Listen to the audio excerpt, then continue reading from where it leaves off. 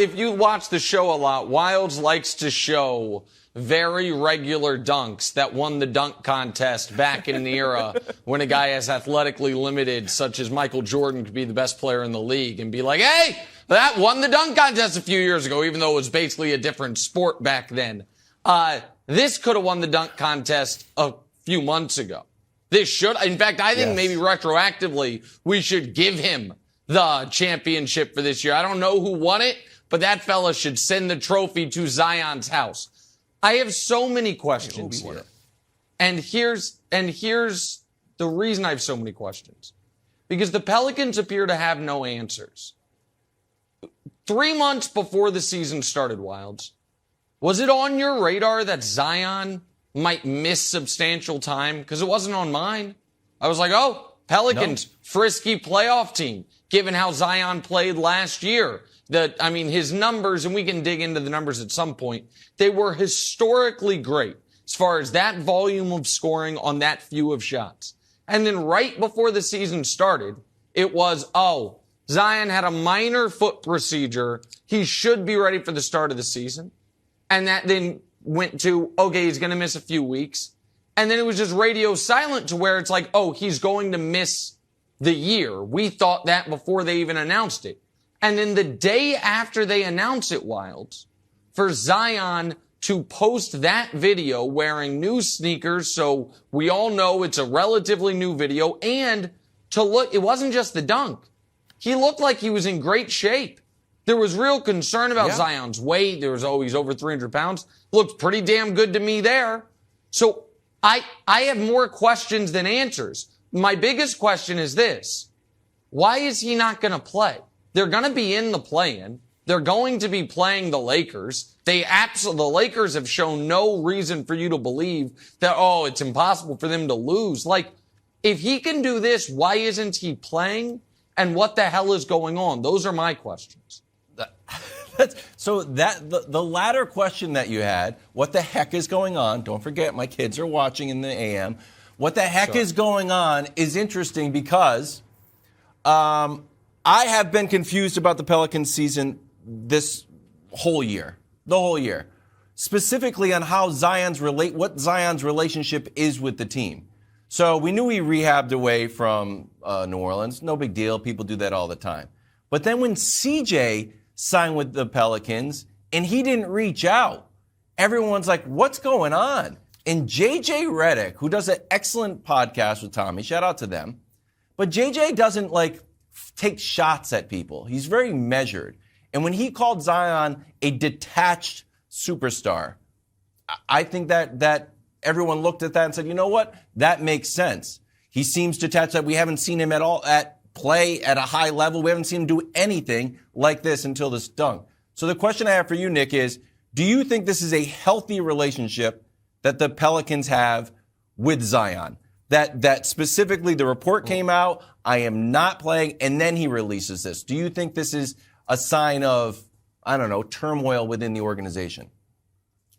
Before I answer that question, just one clarification. JJ Redick's podcast, which just passed mine, the What's Right podcast on the iTunes charts, a terrible podcast. You should unsubscribe to that and subscribe to mine. I didn't know that. It just passed mine literally overnight. It knocked me out of the top 10. Damn, old man in the 3 knocked me out of the top 10. Just subscribe to both the podcasts. Not a good podcast. Here's the thing, Wilds. And thank you, I appreciate that. Here's the thing. And welcome in Chris Broussard, dealing some technical difficulties. Glad to have him here. Broussard. The best sign of Zion's relationship with the Pelicans that we have gotten in the last 9 months was that this video took place in a Pelicans facility.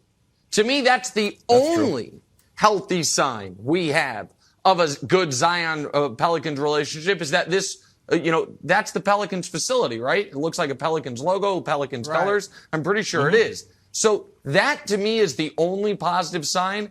I have a different question for Broussard about number 1 picks. But first, Brew, give you a chance to chime in on what Wild said.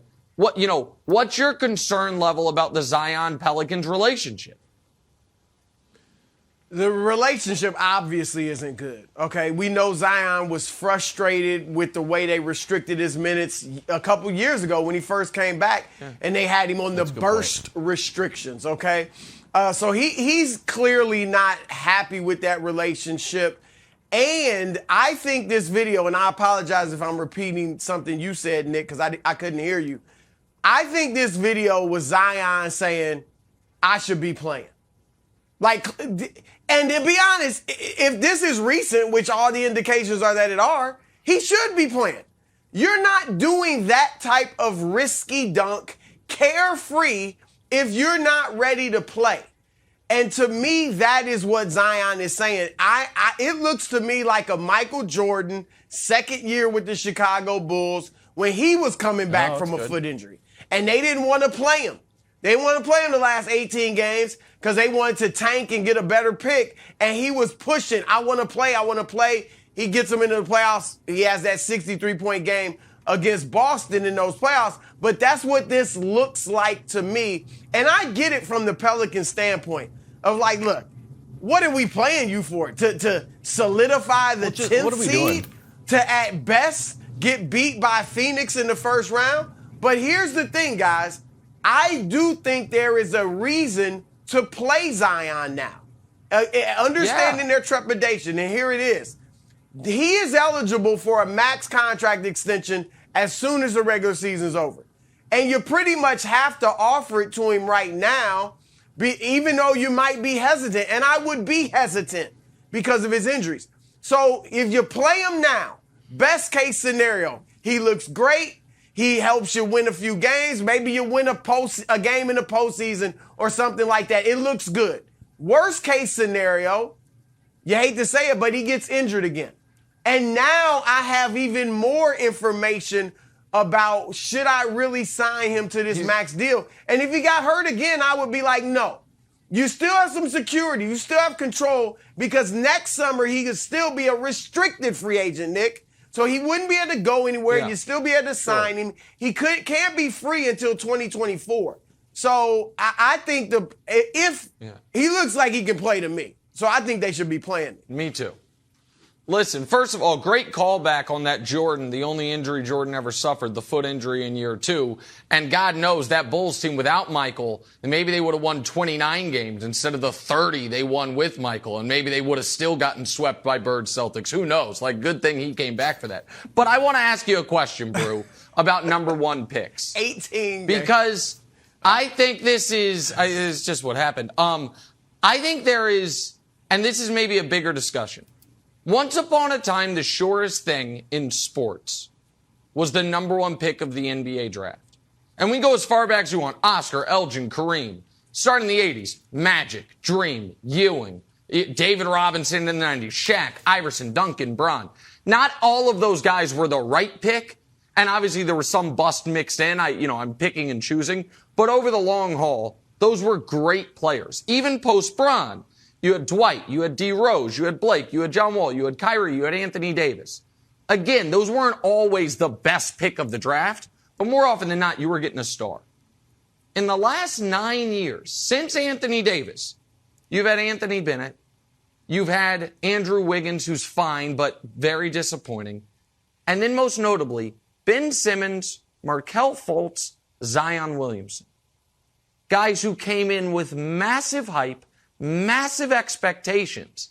And my wonder is this. So the last 2 number 1 picks, Cade Cunningham and Anthony Edwards, were almost, dare I say, under the radar number 1 picks. Not a ton of discussions about those guys.